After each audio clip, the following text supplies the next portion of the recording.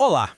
Hoje a gente vai mergulhar numa ideia que, no fundo, mexe com todo mundo: a busca por um propósito. A partir do nosso material de hoje, vamos explorar um conceito bem forte: a ideia de que uma vida que realmente vale a pena está totalmente conectada a uma missão de servir. E para começar, já vamos direto ao ponto com essa pergunta. É uma provocação, né? Porque todo mundo vai dedicar a vida a alguma coisa. A questão é, ao quê? Uma carreira? Um hobby? Fama? Dinheiro? A reflexão aqui é sobre o que, lá no final das contas, vai ter valido a pena. E sabe, essa busca não é uma coisa isolada. O ponto levantado no material é que fomos feitos para contribuir, para somar, e não só para consumir. Existe uma espécie de chamado para a gente retribuir, um desejo que todo mundo tem de encontrar um significado que vá além do simples fato de existir. E aqui está a ideia central. É uma frase ousada, para dizer o mínimo. A tese é que viver de verdade, viver plenamente, é a mesma coisa que servir. E um detalhe importante: essa palavra, ministério, como a gente vai ver, tem um sentido bem mais amplo do que a gente costuma pensar. Ok, então, para entender essa perspectiva, vamos ver de onde ela vem. A ideia não é que o serviço seja algo extra, opcional, mas sim que é parte do nosso design original, por assim dizer. O raciocínio se desenvolve em três partes. Primeiro, a crença de que todo mundo já foi criado com boas obras preparadas para fazer. Segundo, que a salvação não é o ponto de chegada, mas o ponto de partida para uma vida de serviço. E por fim, a ideia de que esse chamado para servir é para todo mundo, sem exceção, não é só para um grupo seleto. Agora, lembra que eu falei da palavra ministério? Pois é, o mais interessante aqui é como o conceito é redefinido. Não se trata de uma profissão, de um cargo, é uma ação. Na Bíblia, as palavras servo e ministro são basicamente sinônimos. Então, o simples ato de servir já é o ministério em si. Isso nos leva a essa outra frase-chave. O serviço, nesse caso, é visto como um reflexo de algo que aconteceu por dentro. O desejo de ajudar, de se importar com os outros, é apresentado como um sinal, uma consequência natural de uma fé que é genuína. Tá, mas aí pode vir aquela voz na cabeça. Eu? Mas eu não sou bom o suficiente para isso? Pois é, essa próxima parte fala diretamente sobre uma das maiores barreiras que a gente coloca para servir: esse sentimento de inadequação. O material aqui convida a uma reflexão bem honesta.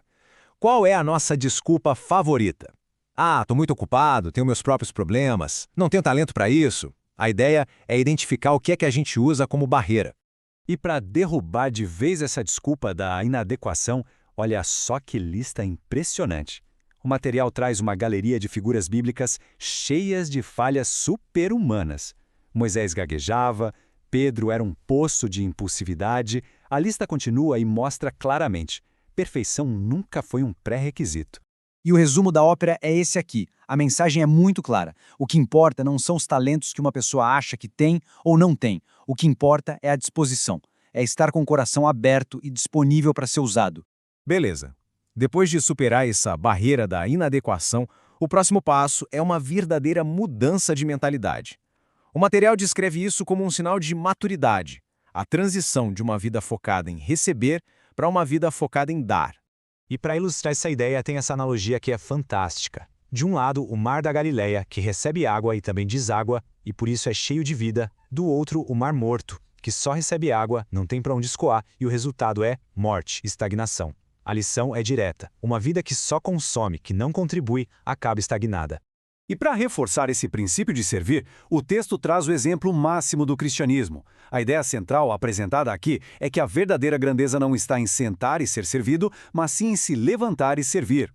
E agora a conversa fica ainda mais séria. A análise vai além e conecta o serviço a um significado eterno. Não é só sobre viver melhor aqui e agora, mas sobre o impacto duradouro do que a gente faz. O material introduz a noção de uma espécie de balanço final. E a pergunta mais importante, segundo essa visão, não será sobre status ou acúmulo de bens, mas sim sobre como cada um usou seu tempo e sua energia para ajudar o próximo. E para causar um impacto ainda maior, a fonte imagina essa resposta divina para as nossas desculpas. É uma frase forte, né? Feita para fazer a gente parar e pensar na seriedade desse chamado para servir. E para fechar nossa análise de hoje, tudo se resume a esta pergunta. Ela desafia a gente a virar a chave, a mudar o foco de nós mesmos para as pessoas ao nosso redor, e apresenta essa mudança como o verdadeiro caminho para uma vida com propósito. Sem dúvida, uma reflexão poderosa para a gente levar.